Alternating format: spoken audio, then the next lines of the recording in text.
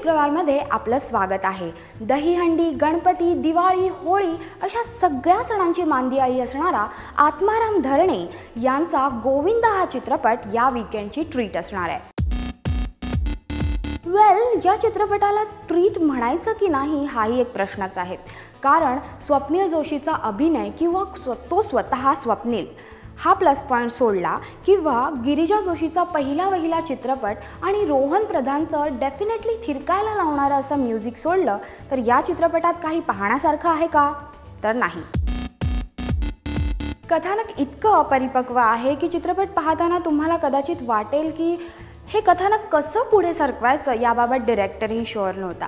तर थोडक्यात चित्रपटाची स्टोरी लाईन अशी आहे की राजन नावाचा एक तरुण आहे जो आपल्या सोसायटीच्या मंडळाचा अध्यक्ष आहे आणि तो दर सणाला अगदी पॉलिटिकल नेत्यापासून ते सोसायटीत राहणाऱ्या आम आदमीपर्यंत सगळ्यांकडून वर्गणी गोळा करतो आणि धूमधडाक्यात सण साजरे करतो।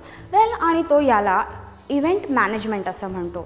त्याच्या लेखी हे इव्हेंट मॅनेजमेंट आहे, परंतु त्याचे आई बाबा आणि त्याची गर्लफ्रेंड याला नसती दुनियादारी म्हणतात आणि या नसत्या दुनियादारीमध्येच तो एका कपटी आणि धूर्त अशा नेत्याला भेटतो आणि त्यानंतर राजनवर जे काही प्रसंग ओढावतात त्या प्रसंगांवर हा चित्रपट बेतलेला आहे। मग पुढे तुम्हाला या चित्रपटात हिरोचा बदला, मित्रांची हिरोला असणारी उदंड साथ, प्रेयसीचं हिरोवर असणारं अफाट प्रेम आणि त्यानंतर विलनचा पराभव असा सगळा फिल्मी मसाला पाहायला मिळतो।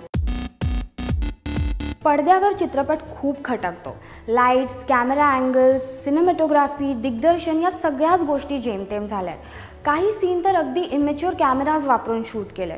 चित्रपटाबाबत मी खूप चिकित्सक होते किंवा खूप साऱ्या कंप्लेंट्स करते असं नाही आहे, कारण 2013 मध्ये आपण बऱ्यापैकी चांगले दर्जेदार चित्रपट पाहिलेत आणि त्यानंतर आता पुन्हा मागे जाऊन या चित्रपटाच्या प्रोडक्शन व्हॅल्यूबद्दल सहानुभूती व्यक्त करत या चित्रपटाची तारीफ करणं खूप कठीण आहे। एखाद्या टीव्हीवरच्या सिरियलमध्ये जसे एकामागून एक प्रसंग घडत जातात, अगदी तसेच या चित्रपटात एकामागून एक प्रसंग घडत जातात। इतके प्रसंग की या प्रसंगांची चित्रपटात खरी गरजही नव्हती आणि काही प्रसंग असे की ते अधिक खुलवण्याची गरज होती, पण त्याकडे अजिबात लक्ष दिलं गेलं नाहीये। आणखी काही उल्लेखनीय वाटेल असं या चित्रपटात काहीच नाहीये। रोहन प्रधानचं संगीत आहे जे तुम्ही ही आणि पुढची दहीहंडी आणि गणपती उत्सव यांना पुन्हा ऐकू शकता आणि आपल्या सर्वांचा आवडता लाडका खास स्वप्नील जोशी। जर ही दोन कारणं तुम्हाला चित्रपट पाहण्यासाठी पुरेशी आहेत तर नक्की जा आणि हा चित्रपट पहा आणि याच दोन कारणांसाठी मी या चित्रपटाला देते 2 स्टार्स। हा होता माझा रिव्ह्यू। तुम्ही चित्रपट नक्की पहा आणि मला नक्की कळवा की तुम्हाला चित्रपट कसा वाटला ते। गोविंदा व्यतिरिक्त असे इतर अनेक मराठी चित्रपट सध्या येत आहेत आणि या चित्रपटाच्या लेटेस्ट गॉसिपसाठी आणि अपडेट्ससाठी तुम्ही आम्हाला यूट्यूबवर सबस्क्राईब करू शकता। आमचा यूट्यूब ॲड्रेस आहे youtube/राजश्री मराठी।